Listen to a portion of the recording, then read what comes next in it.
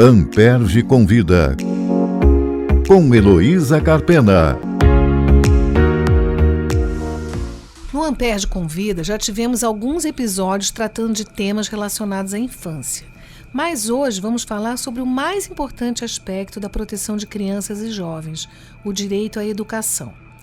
A atuação do MP nesse tema é mais conhecida na sua dimensão individual, tratando de questões como acesso às vagas na rede pública de ensino, por exemplo, que são cuidadas pelas promotorias da infância e juventude. Mas há um trabalho importante da instituição numa perspectiva coletiva, que é feito pelas promotorias da educação. Eu vou conversar sobre isso com o promotor de justiça Emiliano Brunet, que é titular da 2ª Promotoria de Justiça de Tutela Coletiva da Educação da capital, do Rio de Janeiro, professor da Universidade Federal do Rio de Janeiro, onde leciona a disciplina Políticas Públicas, pois é também mestre e doutor em Ciência Política. Boa tarde, Emiliano. Muito obrigada por aceitar o nosso convite. Eu quero começar a entrevista falando um pouco sobre a história institucional. Eu sei que o Ministério Público do Rio de Janeiro tem um pioneirismo na proteção do direito à educação, com a criação dos primeiros órgãos especializados para tratar dessas questões nessa dimensão coletiva que eu referi. Então, conta um pouco para nós dessa história, como foi se estruturando essa área de atuação. Boa tarde, Heloísa, boa tarde a todos que nos escutam.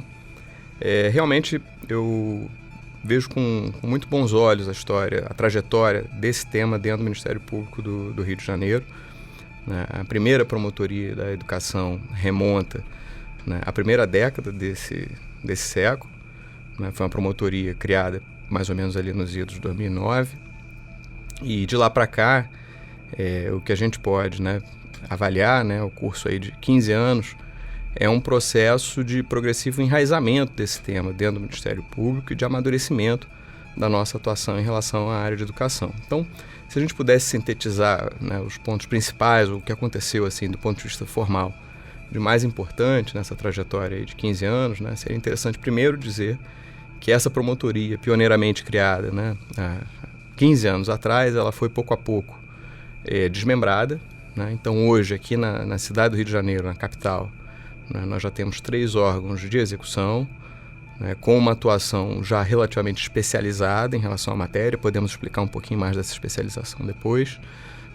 E essa especialização começou a se expandir para a região metropolitana. Ela ainda não ultrapassou a região metropolitana, mas ela já chegou, por exemplo, a Baixada Fluminense, Nova Iguaçu, Duque de Caxias, chegou a Niterói e São Gonçalo, também com órgãos especializados. Uma pergunta que uma pessoa que não conhece tão bem assim o Ministério Público poderia se fazer é se fora da região metropolitana alguém pode procurar o Ministério Público sobre esse tema. Evidentemente que sim. Fora da região metropolitana, esse tema não vai estar sendo tratado por um órgão especializado em educação, mas certamente ele é um tema tratado pelo Ministério Público, a depender do caso, ou por uma promotoria de tutela coletiva, ou por uma promotoria de infância, ou em alguns casos até por uma promotoria de juízo único. Muito bem. E como é que começam os procedimentos? De onde chegam as representações que dão origem à atuação da promotoria de tutela coletiva da educação? Bom, esses procedimentos, eles chegam de diversas maneiras, O Ministério Público tem muitas portas, muitas entradas, mas a gente poderia dizer que uma forma realmente importante de acesso ao Ministério Público nessa área é através da ouvidoria do Ministério Público. Então, quando uma pessoa noticia ao Ministério Público através dos canais da ouvidoria, os canais institucionais, o 127 ou o próprio site, quando ela noticia alguma situação que pode configurar uma lesão ao direito educacional na sua perspectiva coletiva, ou seja, quando atinge uma coletividade de pessoas, essa ouvidoria é encaminhada ao Centro de Apoio Operacional das Promotorias de Educação, e o Centro de Apoio Operacional vai fazer a distribuição dessa notícia para o órgão com atribuição na matéria. Então, é importante dizer também, já que citei o Centro de Apoio Operacional, que nesse ponto também o Ministério Público do Rio de Janeiro é exemplar, podemos dizer assim. O Ministério Público do Rio de Janeiro teve muito cedo um Centro de Apoio Operacional especializado na área de educação. Nós temos conhecimento de que hoje o Conselho Nacional está debruçado sobre uma tentativa de normatização dessa matéria, exatamente para que esse esforço de especialização ele se uniformize no Ministério Público Brasileiro e que outras unidades também tenham promotorias especializadas, centros de apoio especializados, né, e toda uma dedicação baseada no reconhecimento da especificidade desse direito à educação. O Rio de Janeiro está bem avançado nesse ponto. É claro que a gente pode melhorar bastante, mas o Ministério Público do Rio de Janeiro é um bom exemplo nessa matéria. Mas só complementando a resposta à pergunta que você me fez, além dos canais da ouvidoria, né, o próprio centro de apoio ele tem um papel importante, né, de municiar as promotorias de justiça especializadas e as promotorias de justiça que atuam nesse assunto, de um modo geral, com informações relevantes sobre possíveis violações ao interesse da população na seara da educação. Então, o centro de apoio ele também é um municiador dos órgãos de execução, das promotorias, com informações importantes sobre possíveis hipóteses de atuação. Não poderia deixar de mencionar também, né, do ponto de vista da gestão estratégica do Ministério Público, que os planos de atuação especializada, né, que são agora vinculantes para os órgãos de execução, também podem conter diretrizes estratégicas para a atuação do Ministério Público na área da educação. Um exemplo bem categórico disso que eu acabei de dizer, por exemplo, em determinado momento, o Centro de Apoio das Promotorias de Educação definiu que era estratégico para o Ministério Público fiscalizar as regras de financiamento público da educação e colocou isso como uma diretriz estratégica para os órgãos do Ministério Público. Quando isso acontece, essa também é uma hipótese de atuação das promotorias de educação. Para fechar e não deixar a resposta incompleta, poderia mencionar ainda as informações que outras instâncias de controle repassam ao Ministério Público, como, por exemplo, o Tribunal de Contas. Sim, esse planejamento é muito importante, né, Emiliano? Porque senão a atuação acaba ficando a reboque dos acontecimentos, né? Depois do fato, um dano, enfim, um fato negativo acontecer, que o promotor vai passar a atuar. Isso realmente é muito interessante. O que eu ia dizer é que as promotorias da infância, né, retomando a questão, né, dessa esse duplo aspecto individual e coletivo, você diz que qualquer pessoa pode, né, recorrer à ouvidoria, aos canais de atendimento, para encaminhar uma questão, por exemplo, relativa à falta de vaga na educação pública, né? E aí as promotorias da infância estão incumbidas disso, né? De cuidar dessas questões.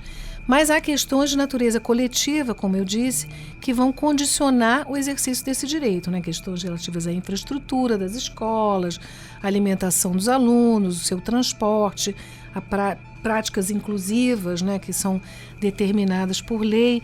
Então, em relação a essas questões, né? O Ministério Público também participa, atuando, né, com uma função promocional, digamos assim.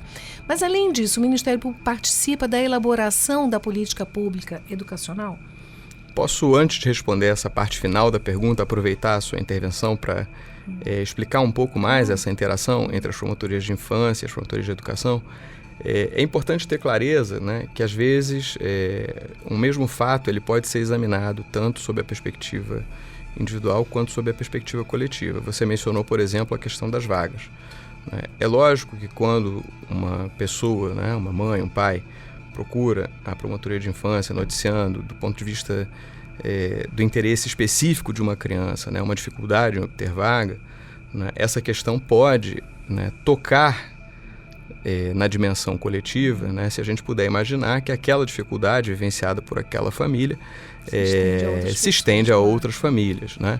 Então, o tema da vaga ele não é exclusivo nem da infância nem da tutela, né? O que varia é o enfoque, né? A tutela ela vai examinar questões de vaga do ponto de vista da estruturação da rede, né, da garantia de que haja uma oferta suficiente e bem distribuída de vagas vis-à-vis das necessidades da população.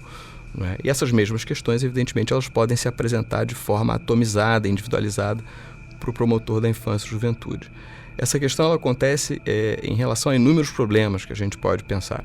Né? Então, talvez valesse a pena, antes de entrar na parte mais provocativa e na parte final da sua pergunta, em relação ao Ministério Público e à política pública, exemplificar alguns temas, né, em que o Ministério Público atua, né, e que são inequivocamente temas com um potencial coletivo, né?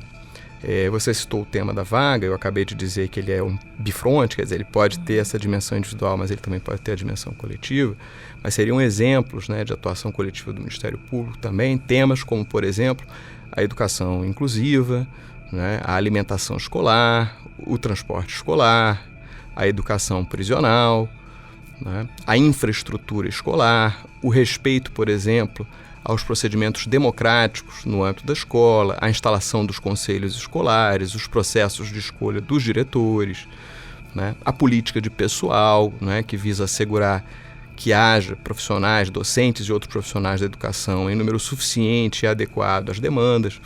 Né. Todos esses exemplos que eu acabei de enumerar, né, são exemplos que dizem respeito à atuação do Ministério Público em relação à educação nessa dimensão coletiva. De natureza coletiva, né? E aí, exatamente. E aí é muito interessante você pensar, e eu já vou chegando à parte final da sua pergunta, né, que uma forma de pensar, né, os casos de atuação coletiva do Ministério Público passa por uma tentativa da gente pensar o direito à educação na escala da política pública. O que eu quero dizer com isso?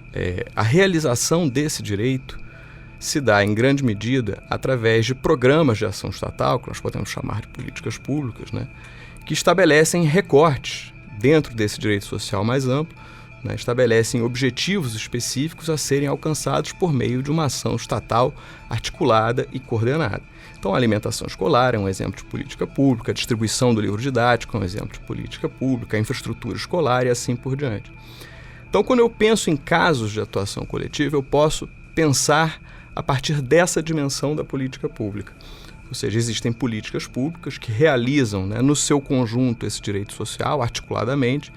Cada uma dessas políticas envolve um mecanismo institucional específico, né, com definição, por exemplo, de qual é o ente responsável por materializar aquela política, com que recursos aquele ente realiza aquela política, com que foco ou para que destinatários aquela política é realizada.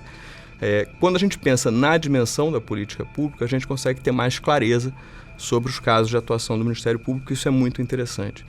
Pensar nessa perspectiva é uma forma de racionalizar a atuação do Ministério Público também. Porque se alguém, por exemplo, noticia a você que numa determinada escola existe um problema infraestrutural, se você é capaz de escalar para a dimensão da política pública, você é capaz de se perguntar se você deve ter um inquérito para apurar o problema daquela escola específica, ou se é o caso de ter um inquérito ou um procedimento de acompanhamento para verificar se a política de infraestrutura escolar está sendo bem executada. Isso diante da possibilidade não desprezível de que o problema daquela escola se repita em várias outras escolas, se ele tiver uma dimensão administrativa ou de gestão. E tem uma questão das escolhas também, né, de eleição de prioridades. Velha questão do cobertor curto. Então, ao prover determinado setor, você muitas vezes está descobrindo algum outro que, né, vai ser, de alguma forma, prejudicado por aquilo. Então, são decisões administrativas, não é isso? Exato. Muito bom. A sua pergunta, aliás, ela é super oportuna porque ela me dá a oportunidade de fazer o fecho em relação àquela outra pergunta que eu tinha pedido para responder, enfim, depois dessa apresentação. A questão tem a ver realmente com escolhas, e quando a gente pensa na dimensão da política pública, isso fica mais claro. A sua observação ela vem muito a calhar, né? Então, quando eu consigo escalar da dimensão fragmentária de um determinado fato, né, para a dimensão da política pública, eu consigo acessar essa dimensão sistêmica dos problemas públicos, né, e pensar que existem escolhas, sempre existem escolhas, né? Os problemas são ilimitados, né, e há que se tomar decisões democraticamente sobre quais vão ser enfrentados com prioridade, com que recursos, né? Há uma questão que envolve, vamos dizer, um termo aí da ciência política, a formação de uma agenda, né? Esse é um tema que a gente costuma achar que é estranho ao direito, mas ele não é, né? A formação de uma agenda de políticas públicas, a eleição de prioridades, é um processo político-jurídico, né, para o qual a gente tem que estar sensível. Então, eu concordo contigo. Quando a gente escala na dimensão da política pública, a gente enxerga essa dimensão das escolhas a qual você acabou de se referir. E aí eu volto ao ponto que eu fiquei devendo, que é se o Ministério Público deve ou não participar da formulação da política pública. Eu acho que nós devemos ter clareza, né, de que o processo de política pública envolve uma articulação muito sensível, muito delicada, né, entre entes governamentais, né, entre distintas instâncias, né, e a formação, em última análise, de um arranjo jurídico institucional em torno de um certo objetivo. Se você pensar que para toda política pública existe um arranjo jurídico institucional, né, que envolve uma multiplicidade de entes, né, e num regime federativo isso é especialmente forte, né, se você consegue pensar na dimensão de um arranjo institucional, você consegue ver que as políticas educacionais dialogam muito, né, com essa ideia de uma articulação de esforços em torno de objetivos de política pública. Né? Então, vários programas envolvem uma coordenação interfederativa, envolvem eleição de prioridades, eleição de objetivos. A entrada das instituições de controle, como o Ministério Público ou o próprio Poder Judiciário, nesse arranjo, tem que ser pensada como alguma coisa não disruptiva da organização desse arranjo, mas funcional a esse arranjo. Isso significa o seguinte: a atuação do Ministério Público ela não é só externa ao arranjo institucional.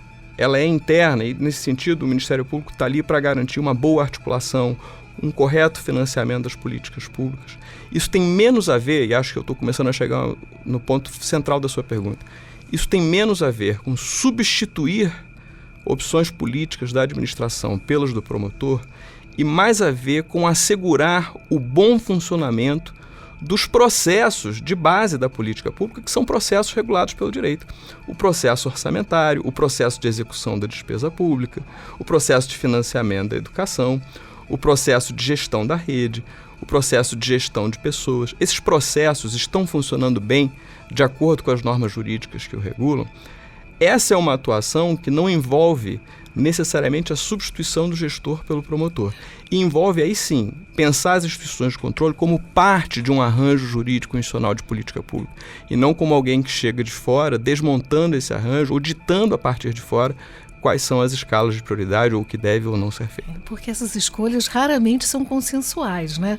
Elas envolvem muitas vezes um embate de ideias e de interesses que muitas vezes são inconciliáveis. Então vamos para um exemplo concreto para a gente não deixar a coisa se perder, né, numa teoria que talvez não seja bem compreendida. O caso da alimentação.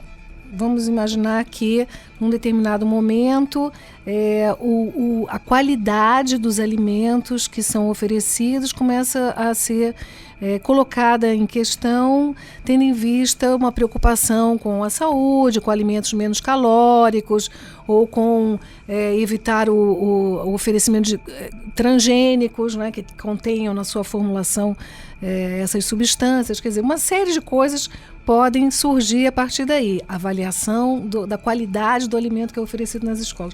Como é que o promotor pode interferir, né, numa questão dessa natureza, ao decidir, né, participar dessa discussão? Então, esse é um tema onde o Ministério Público não está colocando exogenamente, a partir dos seus critérios ou a partir das suas prioridades, nenhum elemento estranho na política pública. Esse tema que você acabou de trazer é um exemplo pronto e acabado do que eu acabei de dizer, que esse é um tema juridicamente regulado, né? Esse processo, o processo da política de alimentação escolar, especificamente nesse ponto que você acabou de levantar, tem uma regulamentação jurídica, né? Você não pode servir, por exemplo, esse tipo de merenda, né? Merenda industrializada, né? Então, tem uma regulamentação. A política pública ela tem uma regulamentação pelo direito.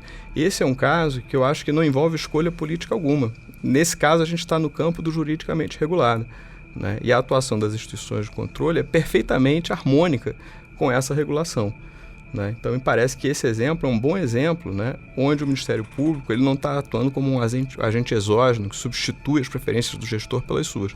Nesse exemplo, ele está velando para que a forma como a política está regulamentada seja devidamente observada pelo gestor. É disso que se trata. É exatamente isso, na verdade, que as instituições de controle buscam. No exemplo que eu dei do financiamento, é exatamente isso. Não há discricionariedade alguma. O financiamento da educação está definido na Constituição, na Lei de Diretrizes e Bases. Quando o Ministério Público atua nessa dimensão, né, de garantir que os mecanismos de regulação e funcionamento da política pública funcionem bem, ele está participando positivamente do que eu chamei de arranjo jurídico institucional da política pública. E como é que está organizada a política pública educacional nos vários níveis da federação? Falar um pouco disso. Bom, existe uma repartição de responsabilidades, né? Isso é próprio, né, da organização de políticas públicas em um regime federativo, né, alguma coisa muito importante que o direito faz dentro das políticas públicas, né, que é a dimensão estruturante da política pública, é definir quem faz o quê. Então, no caso da educação, o direito faz isso, né? Ele estabelece uma divisão de responsabilidades exatamente para que haja um concerto de ações, né? uma atuação harmônica entre os entes federativos. No que diz respeito especificamente à educação básica, que é aquela que o Ministério Público do Rio acompanha mais de perto, né? Existe uma divisão de responsabilidades. A educação infantil fica principalmente sob a responsabilidade do município, né? A educação fundamental, na sua primeira etapa, né? Ela também é atribuição precípua do município. Na sua segunda etapa, né, que vai até o 9º ano, ela é baseada num regime de colaboração entre Estado e município. E o ensino médio e o técnico são atribuição precípua do Estado. Então, o Ministério Público tanto é sensível a essa regulação jurídica da política pública que ele reproduz na sua organização interna essa divisão de tarefas. Se você olhar, por exemplo, para a capital, né, a primeira promotoria de tutela coletiva da educação fiscaliza a rede municipal, né? A segunda promotoria, a rede estadual, relativamente às escolas que estão na capital, e a terceira promotoria atua em políticas públicas específicas, como alimentação escolar, transporte, assim por diante. Então, o Ministério Público, na sua própria organização, ele tenta, de uma certa maneira, assimilar essa organização jurídica das políticas públicas educacionais. Então, respondendo à sua pergunta, né, existe sim uma divisão de tarefas, de responsabilidades, que é inerente à própria organização das políticas educacionais, e no caso da educação básica isso envolve essencialmente o município e o Estado, conforme o caso. Não que o Estado não possa, por exemplo, ter atuações, por exemplo, no ensino superior. A UERJ, né, e a UENF estão aí como exemplos retumbantes que o Estado tem um papel super importante também na educação superior. E essa forma de organização interna, né, da instituição também facilita, né, o desempenho da sua atribuição, na medida em que vai acompanhar mais de perto isso e se valer de instrumentos, né, para cumprimento dessa missão. Qual é, então, o papel e quais são esses instrumentos? Qual é o papel da instituição nesse controle, né, que a gente fala genericamente de controle, mas não é uma ideia de fiscalização propriamente? Muito bom. Na área da educação, né, os instrumentos do Ministério Público não são tão diferentes assim dos que ele dispõe em outras áreas de atuação coletiva, né? Um instrumento clássico, né, que é um instrumento de investigação de possíveis violações de direitos, é o inquérito civil, né, que é um instrumento poderoso, né, que está colocado pela legislação brasileira à disposição do Ministério Público. Dentro do inquérito civil, o Ministério Público tem o poder de requisitar, de recomendar, né? São prerrogativas muito fortes que a instituição Ministério Público tem no exercício dessa função tão nobre, que é a de fiscalizar, né? Mas, para além do inquérito civil, né, tem sido muito usado, especialmente nas políticas públicas, né, nas promotorias que têm a atribuição de acompanhar políticas públicas, como são as de educação, as de saúde, né, tem sido cada vez mais usado também o instrumento do procedimento administrativo, o PA. Né? Então, na resolução interna do Ministério Público, o instrumento precípio de que dispõe o Ministério Público para o acompanhamento de políticas, e eu repito, isso é muito comum em promotorias como as de educação e saúde, é o PA.